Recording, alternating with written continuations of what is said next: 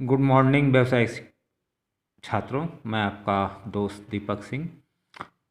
और जैसा कि हम व्यावसायिक रेडियो एंड टेलीविज़न के पेपर 1, 2, 3 ये वीडियो क्लास 11 के लिए मैं दे रहा हूँ, क्योंकि 70% कोर्स कक्षा 12 का जो है तो वो 12 के बच्चे पेपर 2 वाले से मैं जो पढ़ाया हूँ उसी को पढ़ेंगे, और 11 वाले जो बच्चे हैं वो इस पाठ्यक्रम को लेंगे जो आपका तय किया गया है। तो इस बुक में है वो, तो उस पर हम डिस्कस करेंगे। और डिस्कस कर भी चुके हैं। लॉकडाउन के दौरान हम लोग इस चीज़ को पेपर 1, 2, 3 को तो ख़त्म ही कर चुके हैं। इस समय आप रिवीज़न ले रहे हैं, और चूँकि आप क्लास में भी हैं लेकिन बहुत थोड़ा कम है, थोड़ा और जो हैं अपने संख्या को हम बढ़ाएं, और धीरे धीरे और सुरक्षा जो है वो तो रहेगी ही रहेगी, और थोड़ा अपना संख्या बल को बढ़ाएं।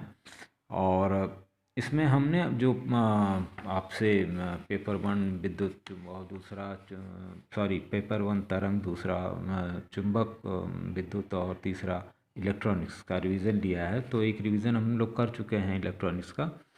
तो ये एक रिवीजन जो हुआ था वो परमाणु संरचना का हुआ था, जिसमें हमने एक आपको समझाया था कि एक तरह से जितने भी वैज्ञानिक ये आपके रदरफोर्ड, थॉमसन मॉडल और ये बोहर मॉडल हुआ था, तो इसमें वही था कि आपका बीच में एक नाभिक है और इसके चारों तरफ इलेक्ट्रॉन गति करता है किसी भी परमाणु के अंतर। और कक्षा की जो है हर कक्षा की ऊर्जा निश्चित रहती है, इसलिए इलेक्ट्रॉन जो है नाभिक में नहीं गिरता। और ये चीज़ हमारी ब्रह्मांड में भी देखा जाए तो आप इसको देखेंगे कि पृथ्वी सूर्य के टक्कर लगाती है, और उसकी भी एक कक्षा है और अपनी धुरी पर वो घूमती है, लेकिन उसमें गिरती नहीं है। और जबकि परमाणु में जो है परमाणु उत्तेजित होता है तो वो कुछ देर के लिए 10⁻⁻10 सेकंड के लिए, मैंने आपको बताया था और पेज भी पोस्ट किए हैं, तो ग्रुप में आप उसको देख के पढ़ सकते हैं। दूसरा आते हैं वायर एंड स्विच में। वायर क्या है, तो वायर में वही कितने प्रकार के होते हैं, और इनकी जो धारा है, विद्युत धारा, इनकी क्षमता कितनी होती है, वोल्टेज के आधार पे भी। और इसके बाद इसको केबल कितने प्रकार की हैं, उनको कैसे सावधानी पूर्वक हैंडल करना चाहिए। और स्विच क्या है, तो स्विच तो आप सब लोग बहुत ही देखे हैं, उनके नाम भी जान लीजिए, उनका काम जानते ही हैं कि सर्किट को किसी भी सर्किट को कम कर देना, बंद कर देना। तो ये इसी चीज़ को नॉर्मली अगर आप समझने की कोशिश करें तो 200 हम अभी यहाँ वायर एंड स्विच में अगर आए तो देखिए वायर क्या है। तो वायर सिंपल यही कह देगा कि धारा के मार्ग के लिए प्रस्तुत करने वाला वृक्षीय कटाक्ष हो या जैसा भी हो, इंसुलेटेड चालक हो, मतलब जिसमें धारा बह सके, उसे हम तार कहते हैं। और मतलब वही सड़क के रूप में भी जिसके ऊपर खड़ंजा बिछा हो, चाहे वो वृक्षीय हो, गोली हो, हाँ, और उसके ऊपर जो है थोड़ा डाबर उबर पड़ा हुआ हो, तो उसे हम रोड कहते हैं। तो उसी तरह से आप इसको भी कह सकते हैं तार की उसके अंदर धारा बह जाए। छोड़िए तल चालक, देखिए कंडक्टर क्या है, तो कंडक्टर क्या है, जिसके अंदर धारा का प्रवाह हो उसे हम चालक कहेंगे। यहाँ हमने पहले ही यूज़ कर लिया। केबल क्या है कि कई प्रकार से ऐंठ के तारों को ऐंठ देंगे तो हम वो केबल हो जाएगी, और उसके अपने कोर भी होंगे। तो एक से अधिक स्वतंत्र आवरण वाले जो है तार के समूह के केबल प्रत्येक तार कोर कहलाता है। मतलब मल्टी कोर केबल में भी आपको कई रंग के तार दिखते हैं जो ऐंठे रहते हैं, तो वो उनके एक तार जो है आपका कोर कहलाएगा। और स्टैंडर्ड कोर को जो आप कहेंगे तो वो भी वही है कि कई तार को ऐंठ के बनाया गया। ये एक एक नंबर के सवाल हैं। आर्मर्ड में देखिए आर्मी जुड़ रहा है, तो आर्मी का मतलब है कि जब हम प्लास्टिक केबल के ऊपर प्लास्टिक चढ़ाते हैं तो उसके अंदर धातु भी रहती है। तो उसके अंदर धातु और प्लास्टिक दोनों रहती हैं, तो वो यांत्रिक मैकेनिकल सुरक्षा, यांत्रिक सुरक्षा आप कहेंगे एक प्रकार से, और वो अचालक रहती है। तो ऊपर से धात्विक आवरण चढ़ा केबल आर्मर्ड कहलाता है। वो धात्विक इसलिए क्योंकि प्लास्टिक के साथ साथ उसके अंदर केबल जैसे आप मुर्गा जाली वाला यूज करते हैं, देखते हैं अपना मच्छर वाला, उस तरह का रहता है उसके अंदर। फ्लेक्सिबल केबल जो आप देख ही रहे हैं आजकल, जो लचीली होती हैं। वैद्युत सहायक सामग्री क्या है, तो वही मेन स्विच, सर्किट स्विच, यही सब वैद्युत सामग्री है। वायर के प्रकार अगर आप देख लें तो नंगा तांबे का तार है, ACSR तार है, ये आपसे फुल फॉर्म में भी पूछ सकता है। GI तो आप सभी जानते हैं, गैल्वनाइज्ड आयरन तार जो है आपका। और फ्यूज वायर तार तो सब लोग घर में लगाते हैं, तो इसको जानना आपको ज़रूरी है। यूरेका तार क्या है, नाइक्रोम तार क्या है, बड़ा आसान है, समझ लीजिए। नंगा तार जो है ये कठोर खींचा हुआ तार होता है, और इसका ये ओवरहेड लाइन में भी प्रयोग किया जाता है और घरेलू वैद्युत वायरिंग में भी प्रयोग किया जाता है, जिसमें 14 से 16 स्टैंडर्ड वायर गेज, उस हिसाब से तार, ये एक तार का मानक है स्टैंडर्ड वायर गेज।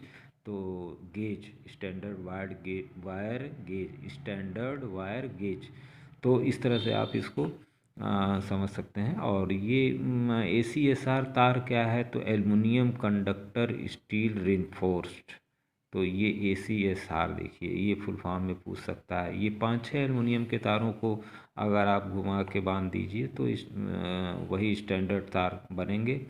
और तांबे के तार महंगे महंगे होने के कारण, चूँकि इनको आजकल यूज नहीं कर सकते, तो ये इस प्रकार के तार यूज किए जाते हैं। GI तार जो है आप घर में लगाते हैं, इसका लोहे का विशेष प्रतिरोध रहता है और तांबे की अपेक्षा 8 गुना होता है। तो ये आप GI तार आप टेलीफोन लाइन में यूज़ करते हैं, 6 से 8 इसका भी SWG होता है, और स्टैंडर्ड वायर गेज। और इसके अतिरिक्त ये मतलब घर में भी यूज होता है, सस्ता भी होता है। और फ्यूज वायर तार का मतलब आप मुख्य रूप से यही जानिए कि निम्न गलनांक, मतलब जिसका कि आपके घर में अगर थोड़ा सा वोल्टेज या धारा ज़्यादा आए तो तुरंत वो गल जाए, तो अभी आपकी ना सुरक्षा पंखे की होगी।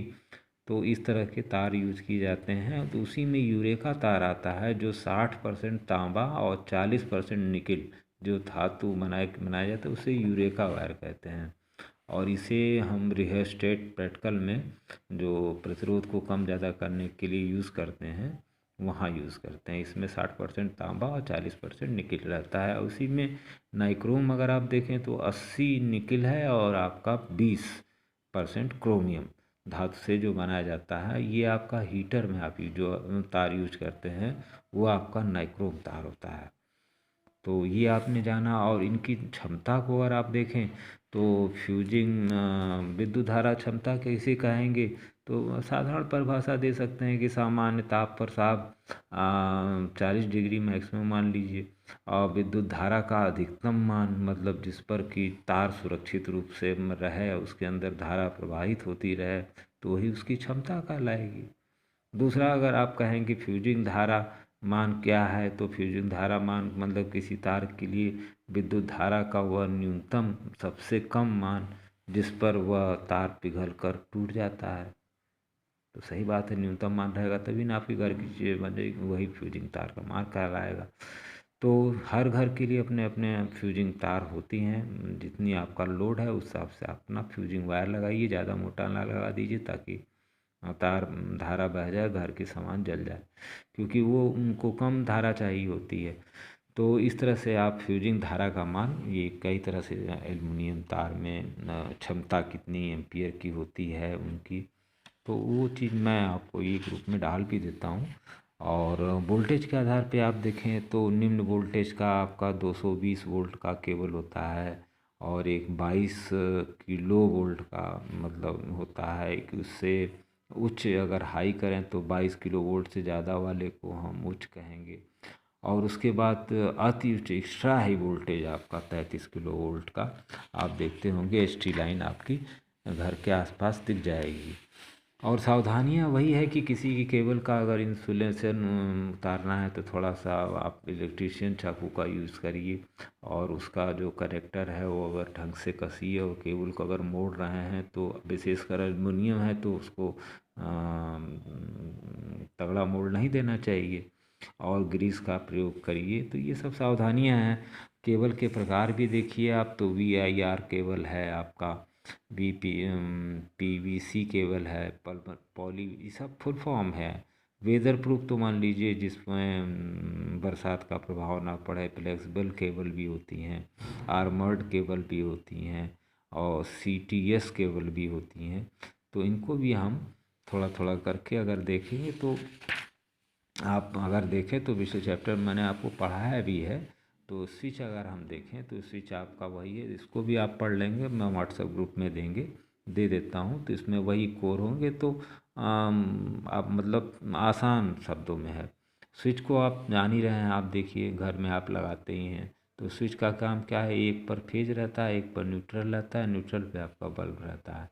जो आप इधर फेज की तरफ ऑन करते हैं तो आपका बल्ब जल जाता है, ऑफ करते हैं ऑफ हो जाता है। तो ये आपके घर के अंदर है। तो 2 पोल वाले भी होते हैं स्विच, 2 पोल के स्विच होते हैं। तो इन 2 पोल के स्विच में इनमें 2 पथ होंगे, मतलब ये जो रास्ता है ये 1 पथ का है, ये 2 पथ का है, तो 2 पोल का स्विच हुआ।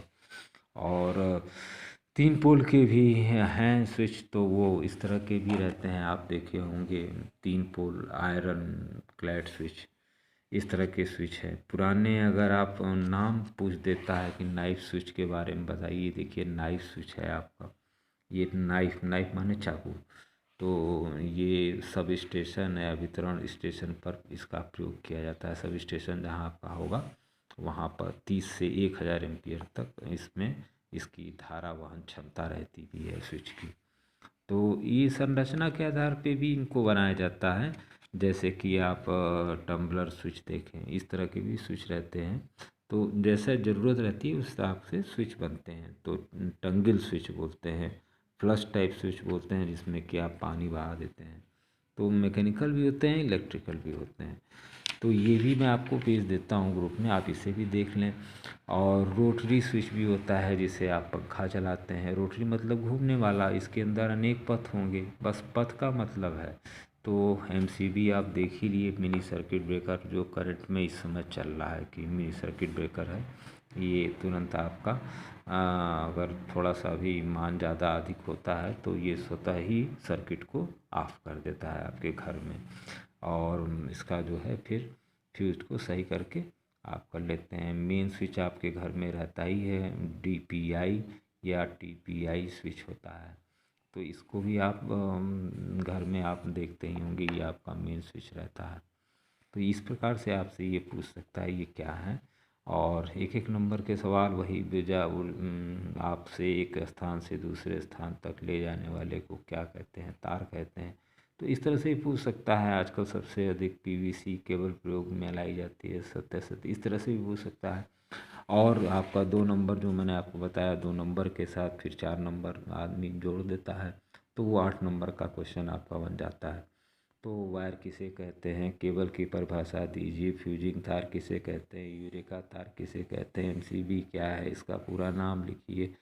और इस प्रकार के स्विच कितने हैं यही आपको बताना है, उनका काम क्या है। तार अब 8 नंबर में आ जाइए तो एक सवाल ज़रूर रहता है, केबल को उपयोग करने में सावधानी का वर्णन करिए। और मिनी सर्किट ब्रेकर का संक्षिप्त चित्र बना दीजिए, जो आप यहाँ देख रहे हैं मिनी सर्किट ब्रेकर। तो आप घर में भी देखते हैं इसको। और इस तरह से आपको ये चैप्टर यहीं फिनिश होता है। और 3rd चैप्टर आपका रेजिस्टेंस। रेजिस्टेंस वही मतलब समझ लीजिए कि नाली आप जो बह रही है आपका, वो धारा है, उसके अंदर आपने एक ईंटा डाल दिया और वो आपका प्रतिरोध हो गया। और दिमाग में इतना ही रखिए, आप ग्रामीण स्टूडेंट हैं। और ये सिंपल है, कॉन्सेप्ट सिंपल है, हम लोग कॉन्सेप्ट को ही पढ़ेंगे। थोड़ा 10-15 मिनट लग सकता है। तो आप वीडियोज़ ही आपके पास सुरक्षित रहेगा, तो आप एक कॉन्सेप्चुअल वे में भी आप परीक्षा देंगे। तो ये हाई स्कूल की चीज़ें हैं, मैं कोई व्यावसायिक शिक्षा आपको एक आईटीआई के बराबर बनाती है, ताकि आप एक दुकान खोल के चला सकें, जान सकें चीज़ों को। मेनी मेनी थैंक्स छात्रों, और थोड़ा क्लास में आएँ और वही अपनी दूरी, मास्क और को मेंटेन रखें। साथ ही साथ जो मुझसे और हो सकता है आप कमेंट्स में दें। और एनसीसी के जो बच्चे कुछ रिजल्ट्स वो पूछ रहे थे कल क्लास में, तो उनको मैं यही सबको कहना चाहूँगा सामूहिक रूप से कि इसमें आने में अभी एक आध हफ्ता 10 दिन लगेगा, तो ऐसे इतना जल्दी नहीं होता। तो ये कॉमन चीज़ है, मेरा सब्जेक्ट टॉपिक भी नहीं है। तो आपकी जो हमसे मदद बन पाई, जो हो पाई मैंने की, लेकिन मैं अपने टॉपिक व्यावसायिक शिक्षा पे हूँ, जिसमें कि आपको सामान्य आधारित विषय भी अभी देना है और रिवीजन भी लेना है। मेनी मेनी थैंक्स छात्रों। और कक्षा 12 के छात्रों को मैं कहूँगा कि 2-3 लोग लड़कों की फ़ाइल बाकी रह गई है, वो अपनी फ़ाइल को जमा कर दें। Many many thanks again. Video को सुनिए, लाइक सब्सक्राइब का बहुत जो वो नहीं है इसके अंदर, आपको कमेंट्स आप देखें, क्योंकि ये बने ही आपके लिए है, तो आप ही सुनेंगे, सही बात है। तो उसको और किसी को सुनने की ज़रूरत भी नहीं है। तो उनको आप इसके अंदर कुछ अच्छे टॉपिक आपको मिलते हैं तो उसका आप कंटेंट में यूट्यूब से भी और भी अपनी नॉलेज को बढ़ा सकते हैं, और क्लास में आके थोड़े बड़े कन्फ्यूजन जो वीडियो ऑडियो के हैं वो दूर हो सकते हैं। Many many thanks again.